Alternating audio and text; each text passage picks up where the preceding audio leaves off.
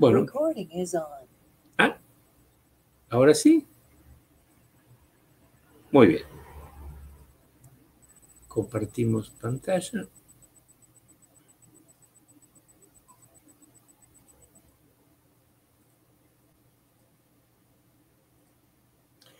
Vamos a ver entonces las principales ideas de la fisiocracia. Habíamos dicho que eran partidarios de un orden natural y entonces reconocen que existe un orden natural y un orden positivo. La concepción del orden natural viene de los escolásticos, ellos la toman ahí, y va a influir también en Smith. El orden natural es el que se ajusta a las leyes de la naturaleza y sus principios son evidentes para la recta razón, la recta ratio del observador imparcial. Y el orden positivo es el orden realmente existente que puede o no ajustarse al orden natural. ¿Cuál es la tarea del buen gobierno? Ajustar el orden positivo al orden natural. Por eso hay una contradicción que señalan tanto Schumpeter como Blau. Si bien los fisiócratas son liberales, pregonan el laissez-faire, propugnar esa idea en ese momento, después del fuerte intervencionismo mercantilista que había durado más de un siglo en el caso francés, significa propugnar un Estado activo que debe intervenir para destruir todo ese andamiaje. No es que el Estado es activo cuando interviene y es pasivo cuando no lo hace. No, son diferentes maneras de intervenir. O no lo notaron o lo dejaron pasar por encima. ¿Cuál es la forma más fácil de adecuar el orden positivo al orden natural para el buen gobierno? Bueno, convencer a uno que a muchos. Por eso son partidarios del despotismo legal, al decir de varios autores, porque no creían en la eficacia de una democracia parlamentaria en la cual hay que convencer a demasiadas personas. ¿Sí?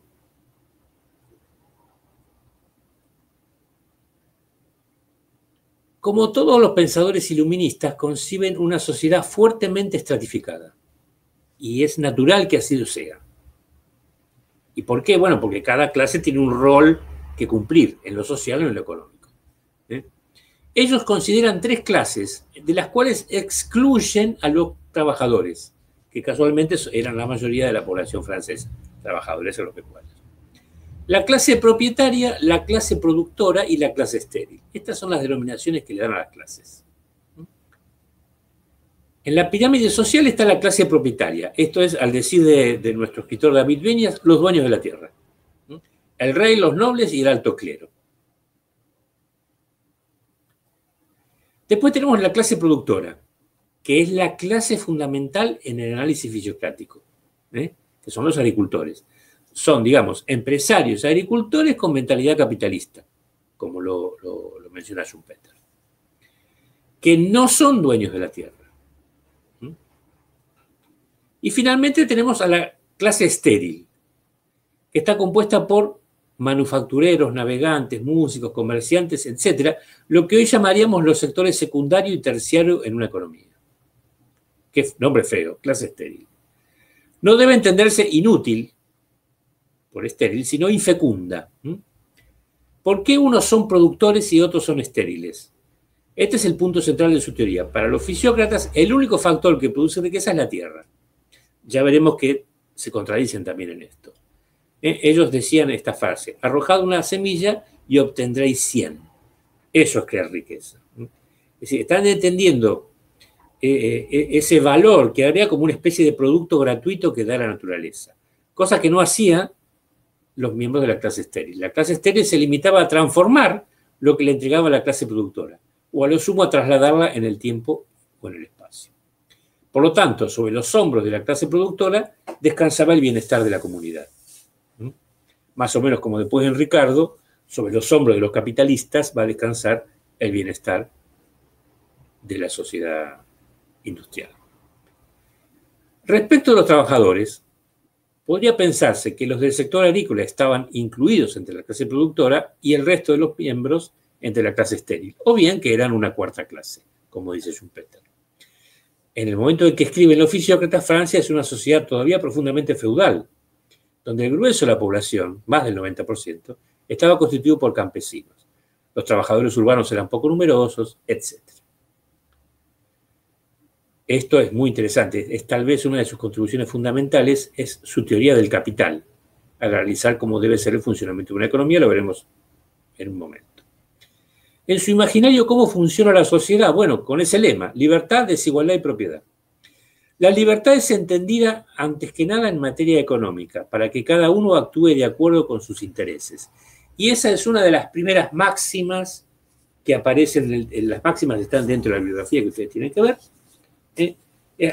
Le exhortan al gobierno a que le permita a cada productor seguir libremente su propio beneficio o interés como cada uno lo entienda.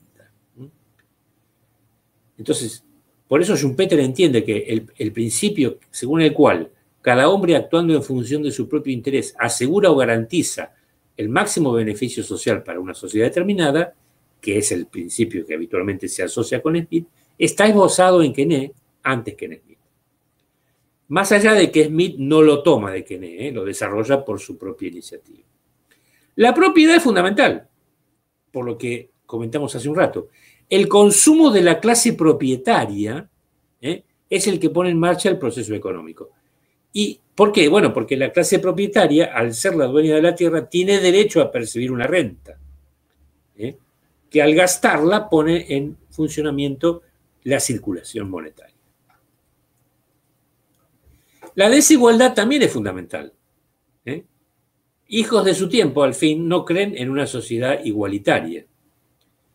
No la creen ni posible ni deseable, obviamente, porque le asignan a cada clase un rol determinado y en su imaginario esos roles son inmodificables, obedecen a leyes naturales.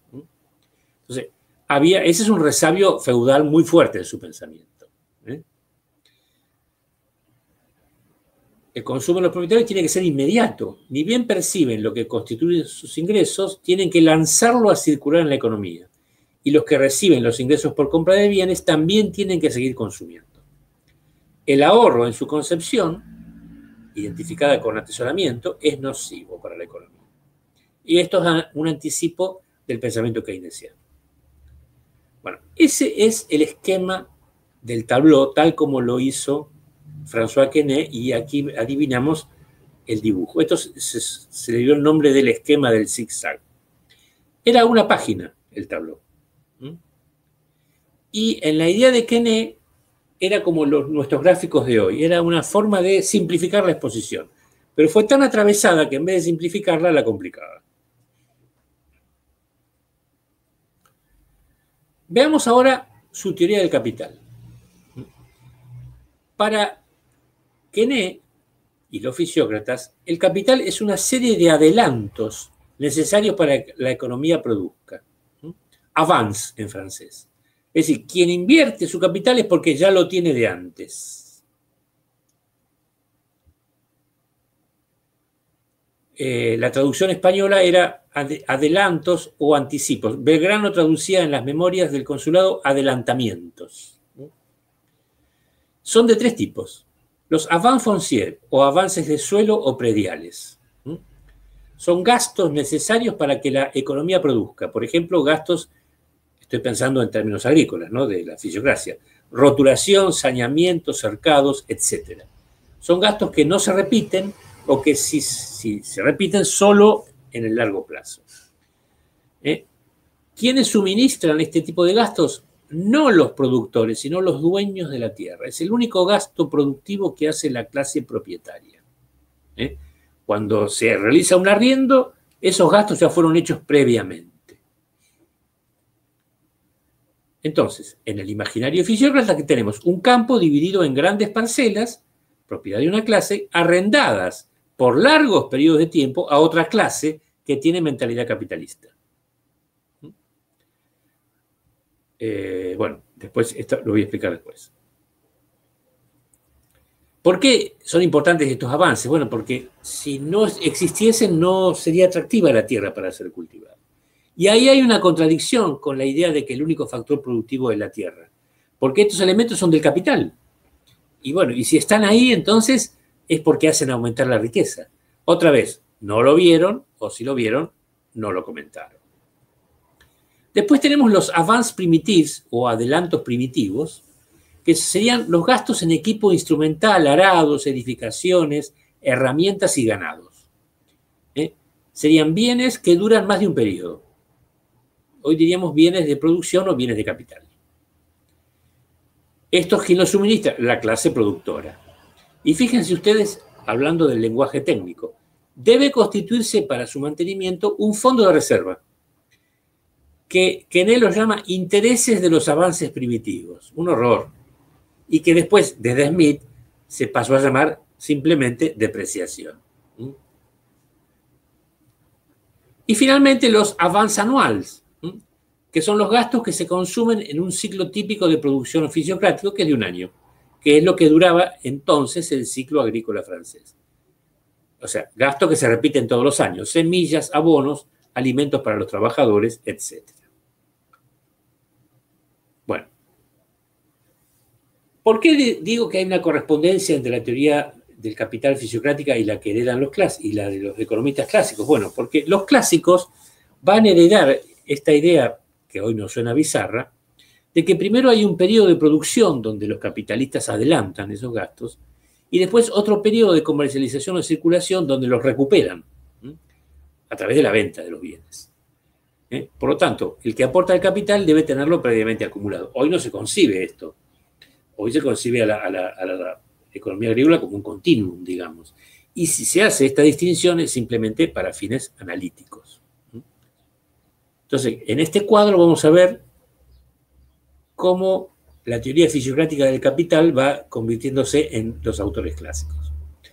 Entonces, acá tenemos los avance, ¿no? Los prediales o fonciers, los avance primitifs y los avance anuales. Estos son los tres elementos del capital de la teoría fisiocrática, sin los cuales no hay producción agropecuaria.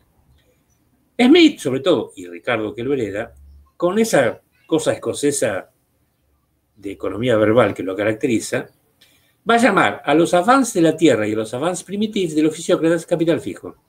¿Por qué? Porque durante el periodo productivo que él fija en un año, permanecen inalterados, digamos. Y a los avances anuales los va a llamar capital circulante, porque son los que circulan. Las semillas, las materias primas se convierten en otra cosa. Y, obviamente, los salarios pagados a los trabajadores.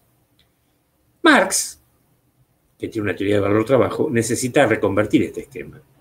Entonces, a todo el capital fijo de Smith y Ricardo y a una parte del capital circulante lo va a llamar capital constante. O trabajo indirecto en términos de Stuart Mill. Y al resto del capital variable, es decir, y al resto de los elementos del capital circulante, lo que sería la masa salarial, la va a llamar capital variable, que sería el trabajo directo. O la remuneración del trabajo directo, si ustedes quieren. ¿Y por qué tiene que hacer esta separación Marx? Bueno, porque es fundamental para su teoría, porque solo la masa salarial crea valor, mientras que el capital constante solo transfiere valor. Pero bueno, la estructura es básicamente la misma, solo que en los clásicos y Marx hay una deriva desde la producción agropecuaria hacia la producción industrial, que pasa a ser el elemento dominante en el momento en que ellos escriben. Este gráfico se lo debemos al doctor Fernández López. Muy bien. Los mercantilistas habían descubierto dos nociones. Una era balanza de comercio y otra era valor agregado. Vamos a ver qué uso hacen los fisiócratas del concepto de valor agregado, al que llaman produit net, producto neto. ¿Cómo lo calculan? Bueno, igual que nosotros. Es la diferencia entre el valor bruto de la producción y el valor de los insumos. El valor bruto de la producción de una economía es el valor monetario de los bienes y servicios finales e intermedios producidos en un periodo de tiempo determinado. Los insumos son justamente los bienes intermedios, es decir, los bienes que se consumen en el proceso productivo.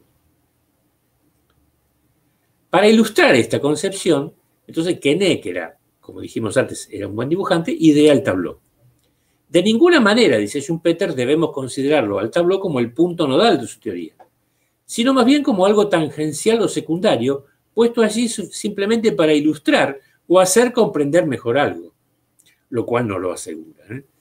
El esquema, tal como él lo plantea, el esquema del zigzag, es confuso y oscuro. El original del tabló, que se consideró perdido durante mucho tiempo, fue encontrado finalmente en 1894. Fíjense ustedes, más de un siglo después por Higgs, un británico. Previamente, a mediados del siglo, el tabló fue redescubierto por Marx en sus largas jornadas de estudio en el Museo Británico. Y en las teorías de la plusvalía justamente es muy elogioso con el trabajo de Quenet, al que califica de genial. Modernamente, otros autores han encontrado formas de exponer el tabló de manera más simplificada. Yo voy a mostrar una que está en el libro de Paul Sweezy, Teoría del Desarrollo Capitalista, como apéndice del mismo, aunque fue elaborada por un economista japonés, Shigeru Tsuru. En el esquema de Tsuru, la clase propietaria pasa a ser clase terrateniente, la clase productora pasa a ser clase productiva y la clase estéril sigue siendo clase estéril. Son dos diagramas. Ese sería el primer diagrama. No se preocupen que lo vamos a ir explicando, además de que va a quedar escrito, digamos. Fíjense que tenemos las tres clases: clase terrateniente, clase estéril y clase productiva o productora.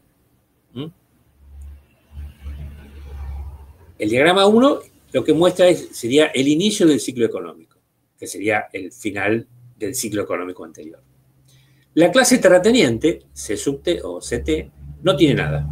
Nada de nada de nada. Ya que consumió todo y tampoco le queda dinero atesorado. Lo único que tiene son derechos a percibir la renta por el uso de la tierra. La renta en la concepción fisiocrática se denomina revenue y nadie cuestiona el derecho de estos propietarios a recibir la tierra. Perdón, a recibir la renta. La clase estéril acaba de concluir el ciclo productivo y tiene entonces manufacturas por valor de 2.000 millones de libras. Cada rectángulo equivale a 1.000 millones de libras francesas. La clase estéril produce productos manufacturados. O sea, acá hay 2.000 más 1.000, 2.000 millones de productos manufacturados. Cada rectángulo equivale entonces a 1.000 millones de libras y las flechas significan transacciones entre las clases que ahora veremos. Quédense tranquilos. La clase productiva, fíjense que está abajo porque sobre ella descansa el resto de la sociedad en la concepción fisiocrática, acaba de cosechar, ¿en cuánto? Bueno, 5.000 millones de libras. ¿Cómo se distribuyen? Bueno, 3.000 millones en alimentos, 3 rectángulos, y 2.000 millones en materias primas, 2 rectángulos. Dispone además de 2.000 millones de libras en moneda que ha atesorado, que son estas líneas negritas. Observen ustedes que el conjunto está armado sobre la hipótesis de un ciclo productivo anual, que corresponde al ciclo agrario francés, al cual se ha asimilado el ciclo de la clase estéril, obviamente para que esto funcione. Entonces, acá podemos obtener el valor bruto de la producción de cada sector. Dijimos que era el valor monetario de los bienes y servicios finales e intermedios producidos por una economía o por un sector, depende. Bueno, la clase terrateniente obviamente no produce nada, no tiene valor bruto. La clase productiva tiene un valor de 5.000 millones de libras, que son estos 5 rectángulos, y la clase estéril tiene 2.000 millones de libras. O sea que si ustedes quieren el conjunto de la economía, no está acá, pero tiene un valor bruto de la producción de 7.000 millones de libras. ¿Cómo se inicia el ciclo productivo económico? Lo dijimos varias veces, con el gasto de la clase terrateniente. El mismo empieza cuando la clase productiva le paga la renta a la clase terrateniente. Acá tenemos 1.000 millones de libras que van de acá a acá y otros 1.000 millones de libras que van de acá a acá. O sea, los 2.000 millones, track, se los pagan los de la clase productiva a los terratenientes. ¿Qué hacen los terratenientes con los 2.000 millones de libras? Bueno, tienen que gastarlo. Compran a la clase productiva 1.000 millones de libras en alimentos, esta flechita. O sea, estos van y vuelven. Y a la clase estéril, 1.000 millones de libras en manufacturas. O sea, acá hay una reminiscencia mercantilista o de Cantillon, porque están pensando en artículos de lujo para el consumo ostentoso de la clase terrateniente. Los miembros de la clase estéril, con el dinero recibido, recibieron 1.000 millones, compran 1.000 millones de alimentos, esta flechita.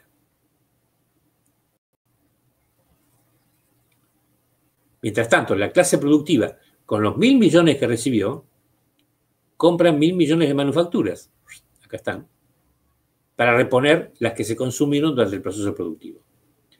O sea que la clase estéril recibe 1.000 millones de libras más que utiliza para comprar 1.000 millones de materias primas. O sea, lo que fue para acá, después fue para acá. Para iniciar su propio ciclo productivo, porque si no, no podía seguir produciendo nada. A su vez, la clase productiva necesita 1.000 millones de alimentos y otro tanto de materias primas, que son insumos del propio sector. Los alimentos serán necesarios para la manutención de la clase trabajadora y la materia prima será necesaria para la propia producción del sector. Así que fíjense, en resumen, la renta se paga a los terratenientes. Los terratenientes los 1.000 millones lo gastan y los devuelven a cambio de alimentos. O sea que este rectángulo se va a ir para aquel lado. Y los otros 1.000 millones, fíjense, ¿no? Hace todo este camino, tac, tac, tac, tac. Se hacen compras recíprocas entre clases. Entonces, ¿qué va a tener al final la clase terrateniente? 1.000 millones de alimentos y 1.000 millones de libras. ¿Qué va a tener la clase estéril al final? 1.000 millones de alimentos y 1.000 millones de materia prima. ¿Y qué le van a quedar a estos muchachos? 1.000 millones de alimentos, 1.000 millones de materia prima y los 1.000 millones de manufactura que le compraron a la clase estéril. Y ahí está. Estos serán los insumos para el nuevo ciclo productivo. Entonces, ¿cómo finaliza esto? En el diagrama 2. ¿Cómo queda el esquema después de efectuadas todas estas transacciones entre las distintas clases? ¿Con qué se queda la clase estéril? 1.000 millones de alimentos y 1.000 millones de materias primas. Y con ello empieza a producir. ¿Con qué se queda la clase terrateniente? 1.000 millones de alimentos y 1.000 millones de manufacturas, que se consumirán a lo largo del año. ¿Y con qué se quedó la clase productora? Se quedó con 1.000 millones de manufacturas que le compró a la clase estéril, 1.000 millones de alimentos y 1.000 millones de materia prima de su propia producción, y también se quedó con los 2.000 millones de libras, con el dinerito que después usará para pagar la renta en el fin del siguiente ciclo, o al inicio del siguiente ciclo. Estamos listos para iniciar el nuevo ciclo. ¿Qué va a pasar en ese nuevo ciclo? Los terratenientes que han acumulado alimentos y manufacturas las consumirán paulatinamente a lo largo del ciclo. La clase estéril consumirá sus alimentos y producirá sus manufacturas con la materia prima acumulada. Y la clase productiva se alimentará y destinará a la producción la materia prima y la manufactura acumulada. O sea que, bueno, lo que dije, tenemos definidos los insumos. Obviamente acá no hay crecimiento. Esta estructura de Shige-Tutsuru reproduce lo que se suele llamar en la literatura la base del tabló. Es decir, el primer tabló que publicó Quenet, que describe lo que hoy se conoce con el nombre de economía estacionaria. Más adelante se harán extensiones del tabló donde se van a ir considerando los intereses de los adelantos primitivos, es decir, la depreciación de los bienes de capital, la acumulación de capital, por otro lado, el atesoramiento y el pago de los impuestos, que tampoco están acá. Esto es entonces importante para explicar cómo funcionaba la sociedad francesa en ese momento. Economía sin crecimiento, y la idea de la economía estacionaria va a ser muy utilizada por los clásicos en Smith, en Ricardo, donde va a ser una tragedia, y en John Stuart Mill. Entonces, ¿cómo calculan el famoso valor agregado o produit net o producto neto? Bueno, dijimos, como lo hacemos hoy en macroeconomía. Ahí está la fórmula. Digo, solamente reemplazamos valor agregado por producto neto. ¿Y a qué es igual? A valor bruto de la producción menos valor de los insumos. O sea, son magnitudes monetarias. Ahora, hemos establecido que los insumos de la clase productiva son 3.000 millones de libras francesas, mientras que los de la clase estéril son 2.000 millones de libras. Son los que quedaron en el diagrama 2. Por lo tanto, el producto neto de la clase productiva será igual al valor bruto de la producción de esa clase menos los insumos. Este valor bruto de la producción lo establecimos en la otra filmina, ¿no? Entonces son 5.000 millones menos 3.000 millones, son 2.000 millones de libras francesas. En cambio, el valor bruto de la clase estéril y los insumos de la clase estéril son iguales. Por lo tanto, acá no hay producto neto. Por eso, esta es la clase estéril. No genera producto neto. Entonces, aquí tenemos los 2.000 millones de libras, que es el don de la naturaleza que ésta le concede al sistema económico, digamos. Hay tres observaciones importantes que se suelen hacer sobre el tableau. Schumpeter lo llama una descripción general de un proceso económico estacionario. Y en otra parte del texto lo llama flujo de gastos y productos entre las clases sociales, mediado obviamente por el dinero. ¿Sería el tableau un elemento descriptivo para facilitar la comprensión? Hoy lo llamaríamos un modelo. Los autores de este periodo no tienen un modelo detallado como nosotros presentamos en la parte 2 de la materia, por ejemplo. Pero sí tienen un modelo implícito que los historiadores del pensamiento económico intentan descifrar y poner a prueba para ver si la teoría sigue siendo consistente en esos términos. Entonces, del tableau hay tres elementos que a Schumpeter le causan una gran impresión. En primer lugar, la simplificación. ¿Por qué? Porque un número elevadísimo de transacciones económicas son reducidas a transacciones homogéneas entre tres clases. En segundo lugar, la posibilidad de usar números que permite darle contenido, acá no lo dice, pero la palabra es empírico al modelo. Favorece la estimación estadística de las cosas. Algunos autores dicen que las cifras que da Quenet no son cifras caprichosas, sino que se aproximan a lo que podría ser la producción agropecuaria francesa de ese momento. Y el tercer elemento que impresionó a Schumpeter es que el tableau es el primer método arbitrado, es decir, inventado por el hombre, para exponer una concepción explícita de la naturaleza del proceso circulatorio, que no lo hace Cantillon. En Cantillon está, digamos, no está dibujado, en Cantillon está expuesto literariamente, pero no está dibujado. El éxito del programa fisiocrático dependía, según Schumpeter, de que se dieran simultáneamente tres condiciones, que no están en los textos fisiocráticos. En primer lugar, que los empresarios agrícolas se dedicasen efectivamente a trabajar con la suficiente energía su tierra. En segundo lugar, que esos productores agropecuarios con mentalidad capitalista no enfrentasen precios del cereal más bajos en otros países, porque si no, para la población sería más barato traer cereal del extranjero que de la propia producción.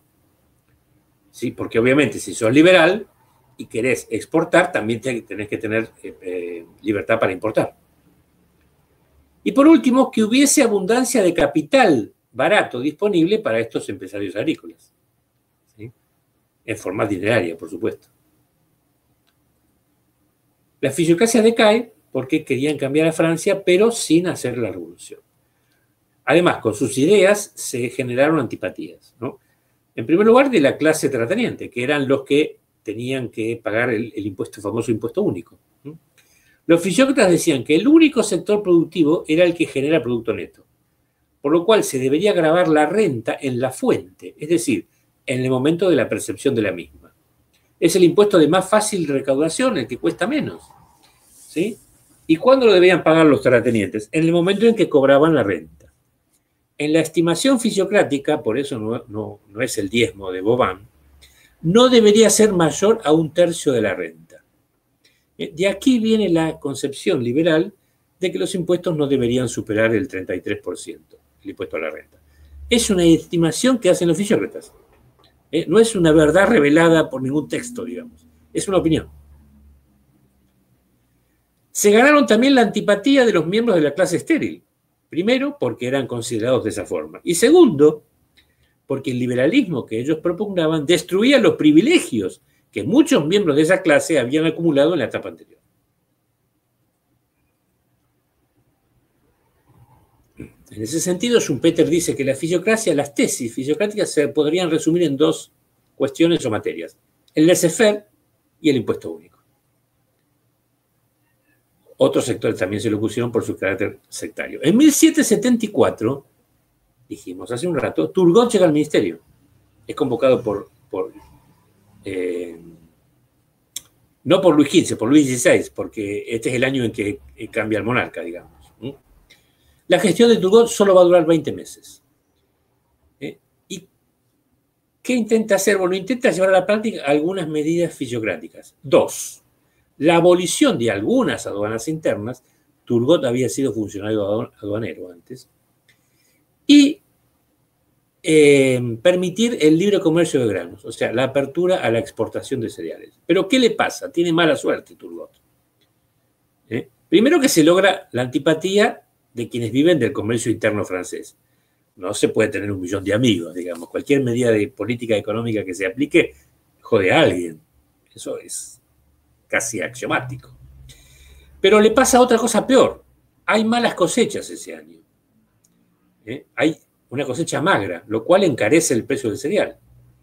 Entonces, si hay magras cosechas y hay apertura comercial, eso significa al interior de Francia escasez de alimentos, suba de precios y fuerte descontento social. Entonces, ¿qué van a hacer los críticos de la fisiocracia? Bueno, le van a, en vez de atribuirle la suba del precio a la mala cosecha, se la van a atribuir al libre comercio. Entonces, eso ocasiona la caída de Turgot y será reemplazado por Necker, quien dará marcha atrás con las medidas impulsadas por aquel autor. En 1776 se publica La riqueza de las naciones y su rápida difusión significa el golpe final a la doctrina fisiocrática. Se comprueba esta idea, digamos, que aparece, no me gusta la palabra doctrina, pero es la que aparece en los textos, más perfecta que la fisiocrática, que además tiene una teoría del valor que los fisiócratas no tenían. En uno de sus libros, Fernández López muestra que era incompleta e imprecisa la teoría del valor. Creo que es el libro, el material que ustedes tienen para leer.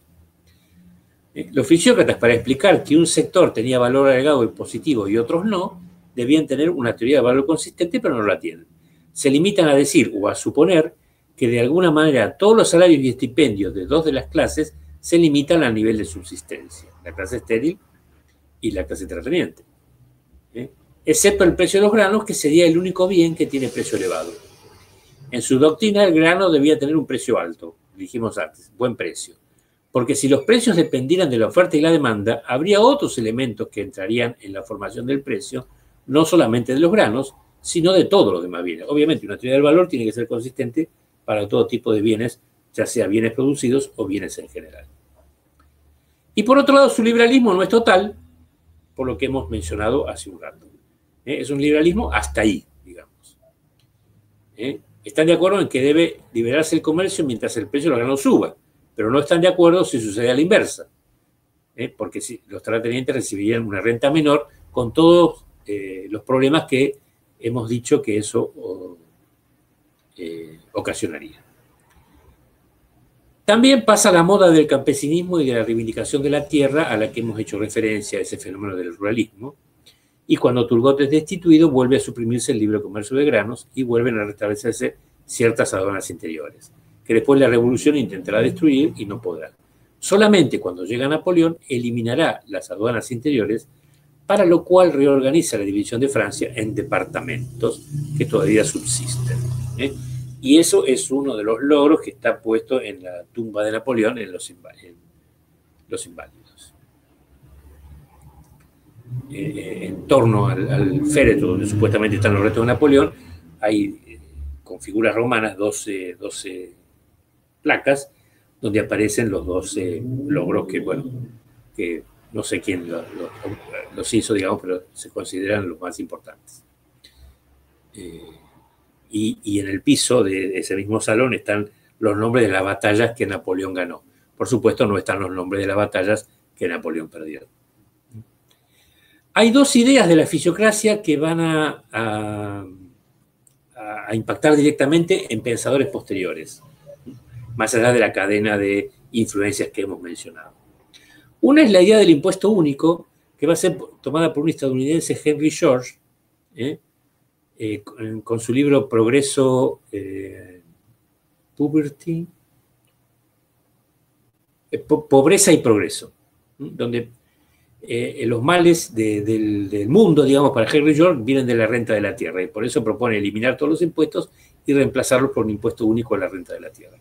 Henry George vendió más o menos 3 millones de ejemplares con ese libro en su momento y fue a dar, lo invitaron los socialistas británicos a fines del siglo, digamos, en la década de 1880, si recuerdo bien, y bueno, fue un impulsor del socialismo reformista británico, no siendo él socialista, ¿no?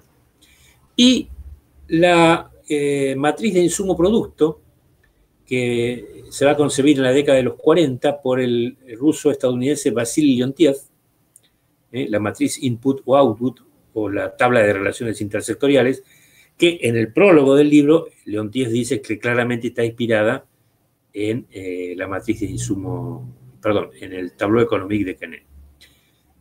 Aquí faltaría mencionar un paso intermedio, y es que los modelos de reproducción simple y ampliada del capital que están en uno de los tomos de esta obra de Marx, también están inspirados en el tableau économique de Quenet.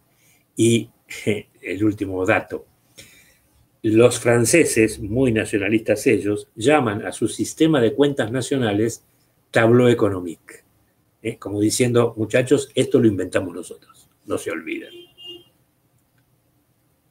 Bueno, bibliografía básica y bibliografía de profundización para estos temas. Fin de la presentación y comienzo de las preguntas o comentarios. Adelante, por favor.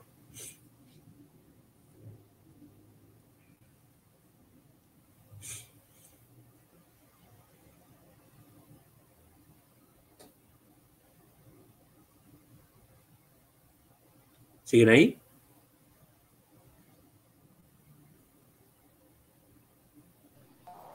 Sí, profesor. Ah, bueno, menos mal. Ya me estaba... Sí, acá estamos. Bueno, como les dije, no falta, digamos, la fisiocracia fuera de Francia, los críticos. Bueno, eso está en el material bibliográfico que ustedes tienen. Digamos, no he tenido tiempo para hacer algo más completo, por lo cual me disculpo nuevamente, ¿no? Como dije al principio.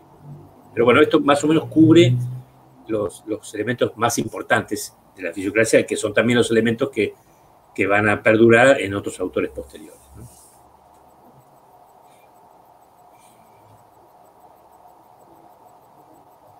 ¿Mi estudiante de Moderna sigue ahí? Sí, acá sigo. Sí, no, estaba pensando de esta idea del liberalismo, ¿no? Que bueno, que surge y realmente, o sea, sus ideales dicen una cosa, pero en los hechos, obviamente, es otro, ¿no? Entonces, Bueno, a ver, claro. no le podemos atribuir, digamos, a estos liberales, a estos fundadores del liberalismo,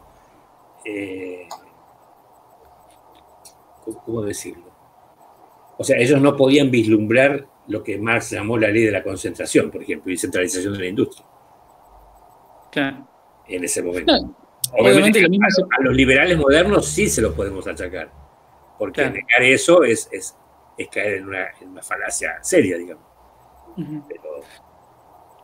No, de hecho también se podría, bueno, obviamente también se puede decir el socialismo puro, bueno, sí, y bueno, ni hablar, obviamente, ¿no? ni hablar. O sea, no, está bueno, obviamente hay que remarcarlo, ¿no? La teoría y después la práctica. Lo que pasa, o sea, así como los reaccionarios le imputan a Marx los horrores del estalinismo. Bueno, si uno hace eso, entonces sería legítimo imputarle a John Locke los horrores del capitalismo realmente existente, digamos.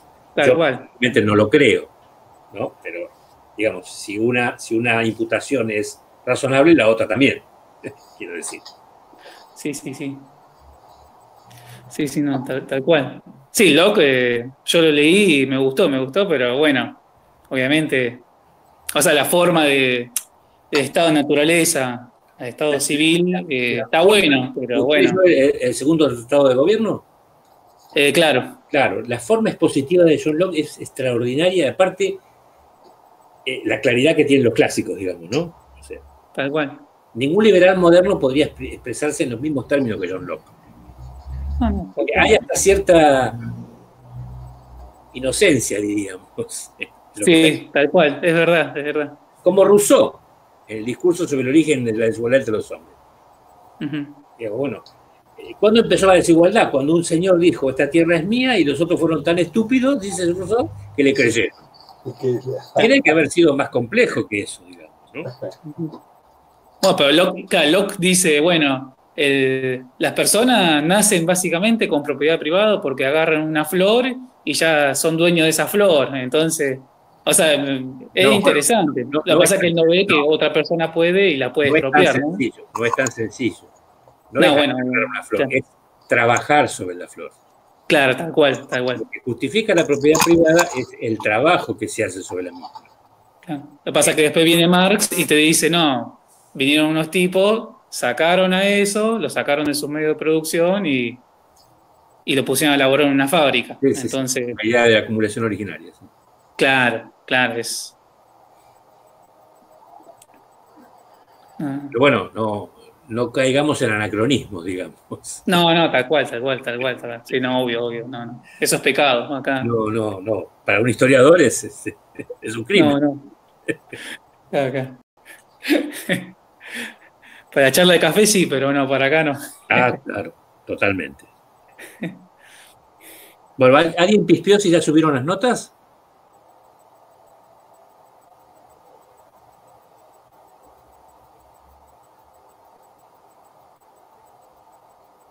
No. No. Sí, ya está el listado de notas. Bueno. Está bien. Alguien pegó un gritito. Sí. Tomaré eso como una muestra de júbilo. Marcelo, yo tengo un comentario que hacer, pero de una clase anterior. A ver. Sobre elasticidad. Estaba leyendo por el tema de los prácticos y encontré un pequeño error, que es un error involuntario, en relación al precio, elasticidad, precio de la oferta. Es la diapositiva número 25, aproximadamente a los 6 minutos de la segunda parte, y donde hay una fórmula, una ecuación, donde dice elasticidad del precio de la oferta, y en lugar de aparecer un signo, supongo yo, de igualdad, aparece un menos, que podría dar lugar a una pequeña duda. Bueno, tendré que mirarlo. Es la diapositiva número 25. 25, sí, está bien, gracias. Bien, es nada más que eso. Si es así, pondremos un comentario en el video. No se puede corregir eso. Y supongo que se puede.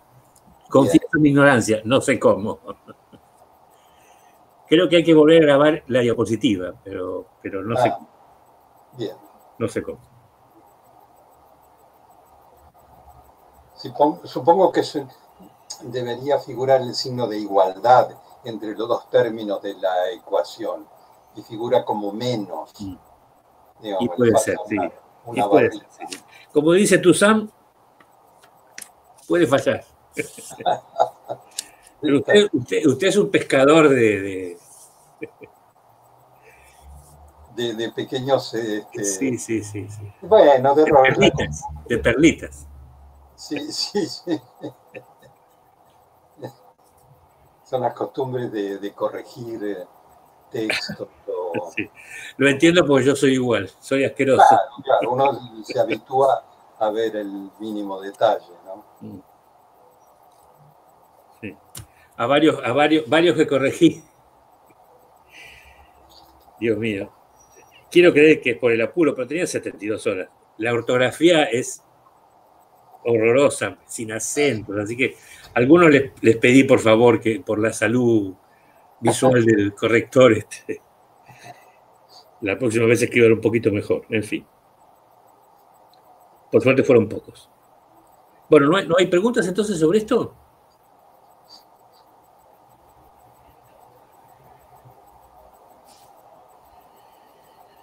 Bueno, tomaré eso como uno.